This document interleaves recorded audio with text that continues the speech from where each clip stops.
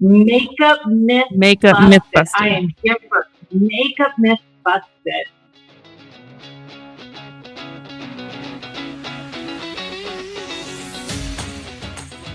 Hello. So we have Amelia Cooper on the podcast today, and we are going to talk a little bit about wedding myth busting. But first, I wanted to give her an opportunity to introduce herself and tell us a little bit about what she does and her role in the wedding industry.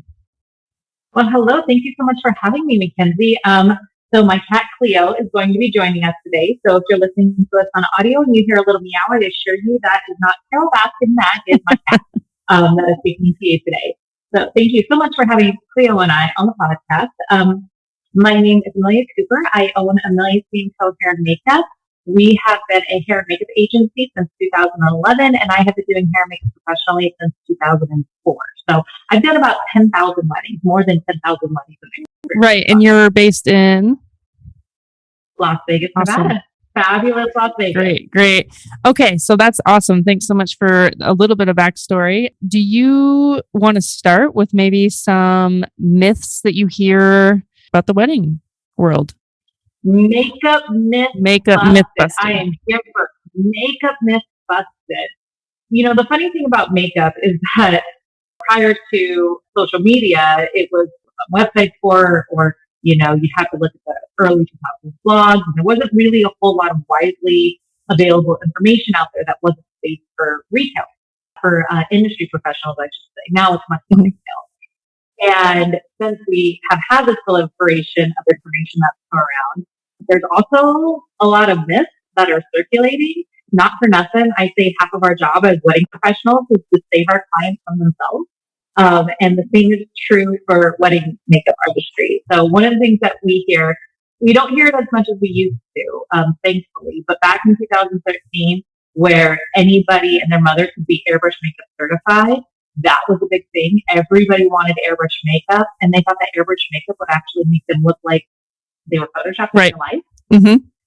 Because they didn't know the difference. And what people should understand about Airbrush makeup is that Airbrush is actually a technique of application. It's not a makeup product. There can be makeup products specifically designed to go through an airbrush gun, but most of those products you could either use with a brush or with a gun. So it's really a method of application, and it is awesome for certain things. I once covered a full back tattoo.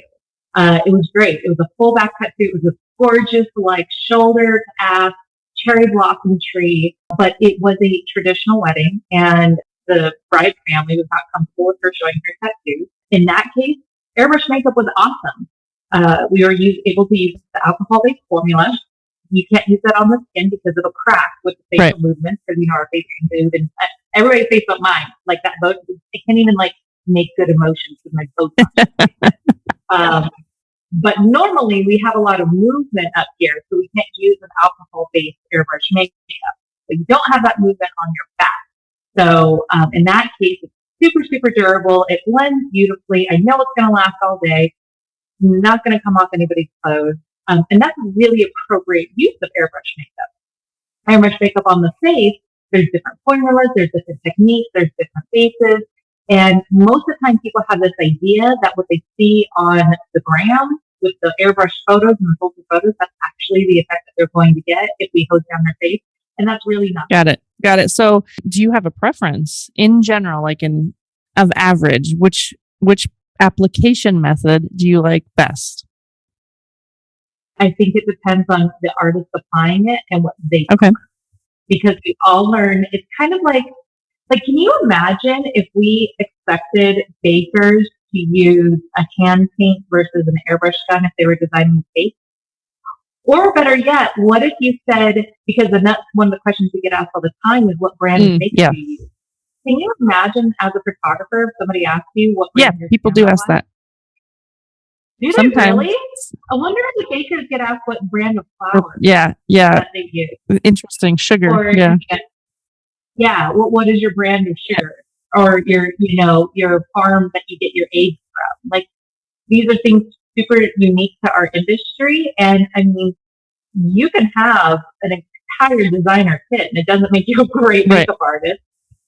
And there's been times where great makeup artists have to perform without their kit to get thrown into something, and they will make it work with 2 sticks of Maybelline and a hope and a prayer. So maybe that's a myth too. It doesn't matter actually what brand your product is. That's true. It does not matter what brand your product is. We use the products that we like because it makes our job as artisans easier. That's the value. The value comes in letting the artist who's worked your life, if you like an artist's work, letting them dictate how they get there, as opposed to managing every step of the way. Because you would never ask an artist who does beautiful paintings in oil to switch to acrylic because you heard online that acrylic is right. Same thing with makeup. Yeah. Okay. Cool. So myth number 1. Let's just do a quick recap. Airbrush is a technique. Airbrush is an application technique, not necessarily a product. Or it can also be referred to as a digital effect. Got it. So it's not a Photoshop filter. Not a Photoshop filter. I cannot make you look like those Instagram models with 3 Facetunes, a filter, and a it's not Facetune. Blur tool. Right. And then second myth that I heard was product brand does not necessarily matter. It's the skill of the artisan. It's the skill of the artist, and we use it to our benefit because we know what we like working. Got it. Perfect. Okay. Let's head on over to myth number 3. Myth number 3. Myth number 3. You have to grow your hair out long if you want an updo. Oh my God. Please don't do that. Okay. Please don't do that. Length of hair is not synonymous with volume of updo. First of all, we can always add clip-in extensions if we need it, right? If you're not a long-haired person or you around your shoulders, you can always do that.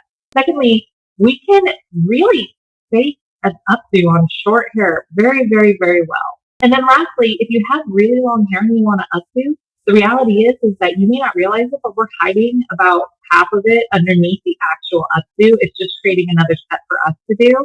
You're not even going to see it because it's all going to be hidden. So I would say the third myth is that you have to grow your hair out if you want an updo. The only time that you should grow your hair out is if you want length, meaning that you're having it half up, half down, or all down, and you want that length. And in that case, I do really recommend those clip-in extensions because they also add volume. Yeah, let's talk a little bit about extensions. What about them? There's so many.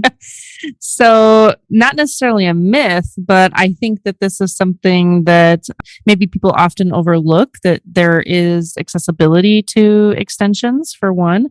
And then I don't know if you have any quick tips, because this could probably be a whole other episode, but on where to get them and how to get them and what to look for.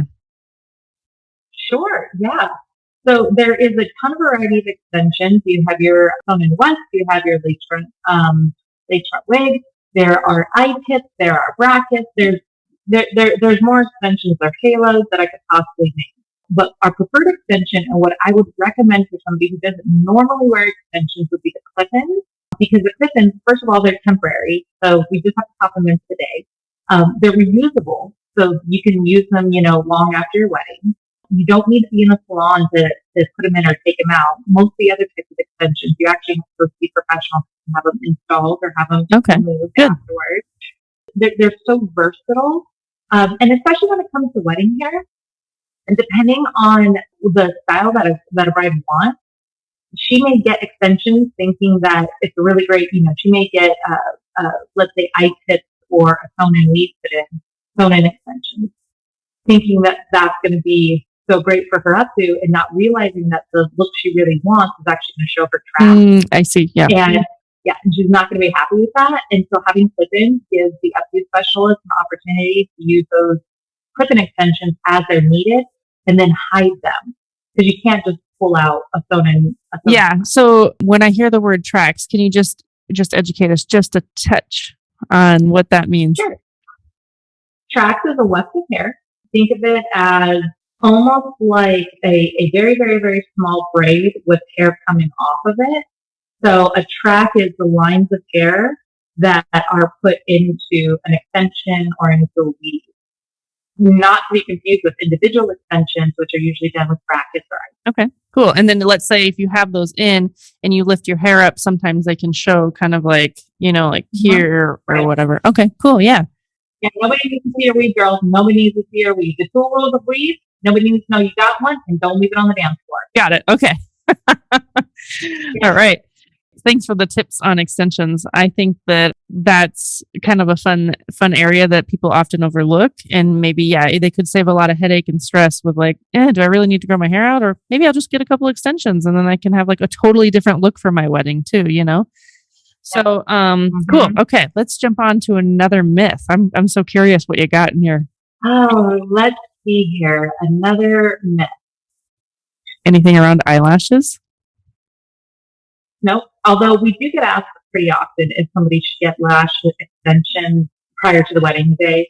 I think that just about every reputable makeup company that I'm aware of offers lashes with their service. So, on a personal note, I'm definitely along the more natural side of hair and makeup use, as you might be able to see from our differences on camera here. But when I do have my photos done and I do have lashes, it does make a massive difference. As Amelia said, like she might like a little bit more of the exaggerated lashes, but when Amelia's company puts lashes on me, it definitely accentuates and helps open my eyes, even though it feels like they're heavy and they're like weighing my eyes down. That's not the case visually, and you do get used to it. And oftentimes, honestly, the lashes could be like one of the only things you need. You might be able to correct me if I'm wrong here, but it's a major asset. You're not wrong though. You're actually not wrong. Today's a perfect example. I have a very, very busy day, and if you're listening to this on audio, just know that there might be a video clip of it floating around somewhere. So I actually had to put myself together to come on camera, and I did the very bare minimum. And the only things that you really need to know about makeup are skin, brows, lashes, and lips. If you're missing one of those things, if one of those things isn't on point, then it's really noticeable. But if you have those 4 basic things covered, which just for me is like a 15-minute look, it actually looks like I'm very polished and pulled together because skin, brows, lashes, and lips. That's all you really need. And the false lashes really help.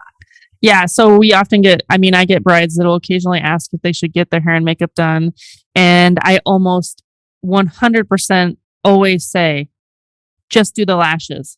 Like you're going to be like, oh, I'm so natural, I don't want to like have an overbearing makeup look, but lashes make a big difference. So that would be my tip of the episode. Get the damn lashes. Get the lashes, and the ones that we put on you, because we've done your makeup a ton of times, right? A million times. What we put on you is different than what I wear. We put individuals on you, and we keep them at short and medium. They're a lot more comfortable. If you're not used to wearing makeup the way I wear my makeup, they're so much more comfortable. They're more durable because girls who don't wear makeup a lot, I touch it. Yeah. They're like rubbing their eyes, they're touching their face, and we're like, ah! So those individual lashes, they're a lot more natural, they're a lot more comfortable, and they're going to stand up to my natural girls because they know you're out there. You boho chic fries that are looking for that desert elopement. I know you guys are out there. You're going to touch those lashes. And the individual ones can put up with your they last. Awesome. Good. Okay. What are some other tips? Myths. Sorry. We're on myths, not tips, but it's kind of hard not to throw in some nuggets here and there. I'm sure they're kind of mixed in between. I'm sure there's lots of mix in there. Do I have to go to a makeup counter to get my makeup done? Is that a myth? Do people believe that? I think, or like a salon. Do you operate in a salon or I know maybe makeup counter is not the right word, but I do think that, one thing that's unique maybe to Las Vegas, but I know that you've had, experiences other places, is that you're mobile. Hair and makeup companies typically come to you in Las Vegas, but I'm sure they do in other towns and cities. Yeah, that actually started probably in the late 90s, early 2000s as having on-location hair and makeup services became more and more normal. It actually became the expectation. And especially, I would say, within the last 5 to 7 years, we've seen exponential growth where, having makeup services was once reserved for maybe prom, which everybody was always terrified that you'd make them look like, or they were reserved for film sets. But it wasn't, and maybe you would go and get, go to a makeup counter for your wedding day, or maybe you have a Mary Kay rep that was your friend that would come do your makeup for your wedding. We really normalized on location services, and they're pretty standard around the United States. I can't speak for the rest of the world, but for the United States. I do think that there's an exception for a few areas that legally they're not allowed to service clients on location, but that's pretty rare. Rare. Cool. So you can stay in your home if you're getting married locally, or if you're in a hotel, in a destination wedding. And most of the time, it sounds like your hair and makeup company will come to you. Right. And it's way easier. I'll just tell you that. It's so much easier. It's so much easier. The only caveat I would say to that is that depending on where you're getting married and what the plans are, it really is nicer to get ready in your hotel room than anywhere else, because sometimes people want to wait till they get to their venue to do it, or they have these ideas about like I don't know, like something's going to happen to their makeup if they get in the car with it. Like it doesn't just melt right off your face. Yeah, this doesn't come off. Yeah. Makeup day is much, much, much more durable than that. So really the most that you would have to do is blot and shine and touch up your lips if you get a professional makeup artist to do it. That's the most that you should have to do. Okay, cool. All right. Any other myths regarding hair and makeup for wedding days that you'd like to bust? That your hair has to be perfectly smooth in order for you to achieve that style. Please don't flat iron your hair before we show up. That's going to make sure that your hair does not curl. There are a very few exceptions, and the ladies who have the exception, they already know that because they've lived with their curly hair or their, highly coarse or highly textured hair their whole life, and they know exactly how to manage it. But for most of us, that's not the case. I don't care if you look like a fuzzy Q-tip when we show up. It's okay. Got it. Okay. Yeah. Okay. Actually, I have one here. I've always heard that your hair should be dirty. Oh, yeah. That used to be a thing. We have products that do that now. We don't have to have dirty hair anymore. We don't need you to have dirty hair anymore. We don't have to show up with your three streaks of hair and do it with the crazy. My favorite part is when it's got so much hairspray for the rehearsals that are to the iron. You go to curl the hair, and you're trying not to say that because you're at a wedding and you're pulling the hair off the iron. You don't need to have one dirty hair anymore. We have products that will create that effect for us. Awesome. I've actually had that happen, by the way, just so like all of our listeners know. I've literally gone to do weddings, and they were so excited. They were so proud of themselves that they had one day dirty hair. They were so pleased with themselves. And their dirty hair had so much hairspray in it. It wasn't that it was dirty. It just was so much hairspray from the night before that it like got to a 450-degree iron. And they have no idea, but behind them I'm panicking because I'm trying to peel their hair off the iron because it's like a remelted the hairspray. So yikes. You don't need to do that anymore. Yikes. No. Okay. Cool. That was actually a good one. Thanks. Good callback. Thanks. Pretty proud of you. That was good. Another thing, let's talk about this dirty hair thing real quick.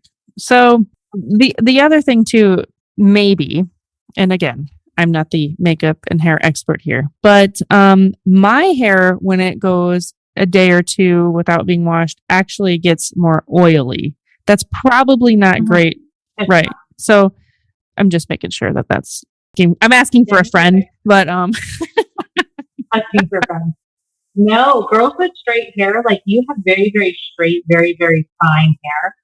The thing about it is the girls who have that straight, fine hair, for some reason, God also gave them a lot of it. So it's like straight, fine, tons of hair.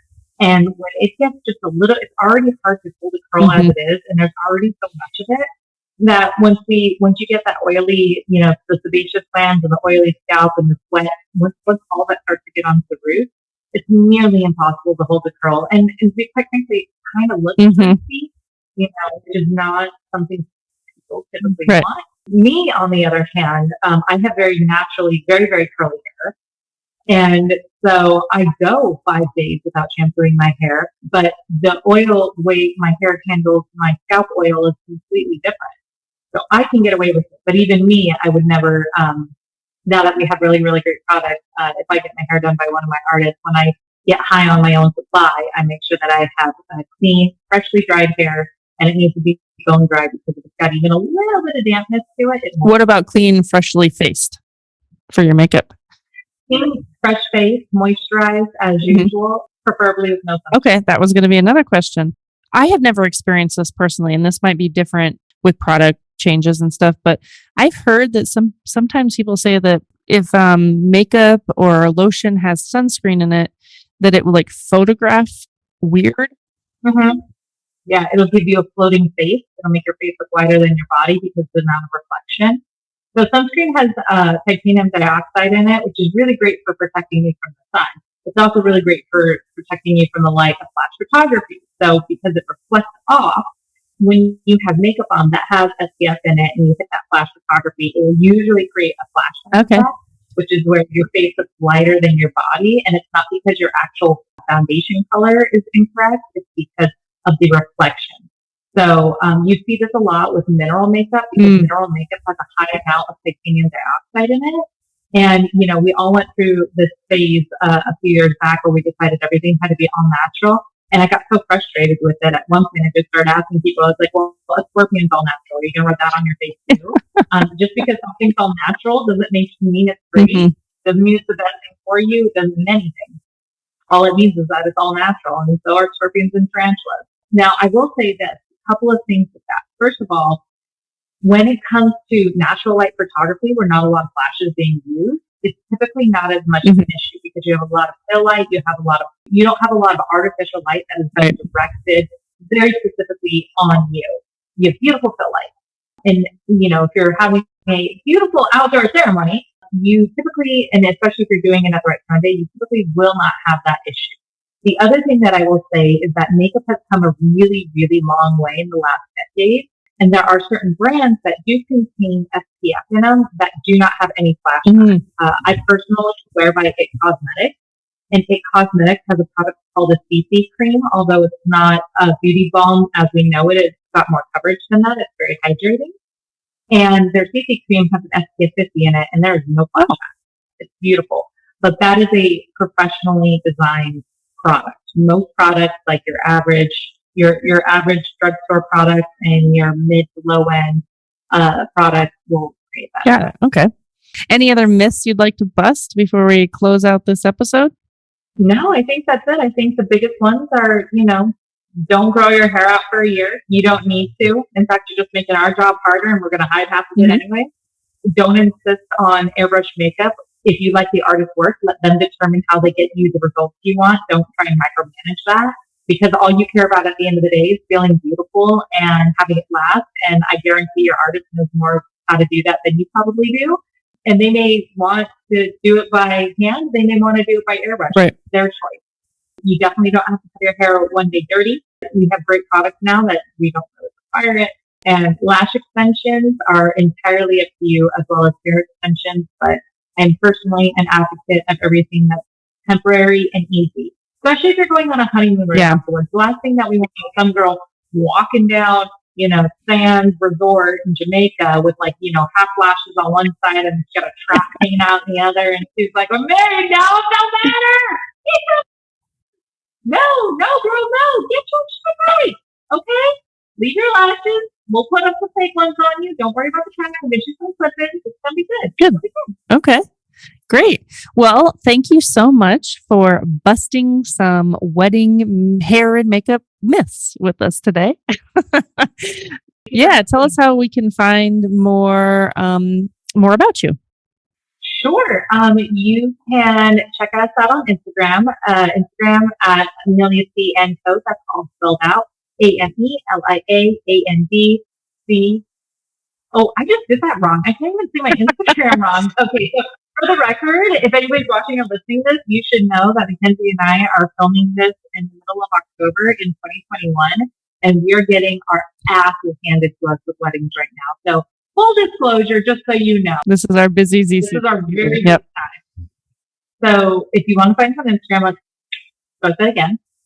It's Amelia C. and Co. That's AMELIA, the letter C, ANDCO.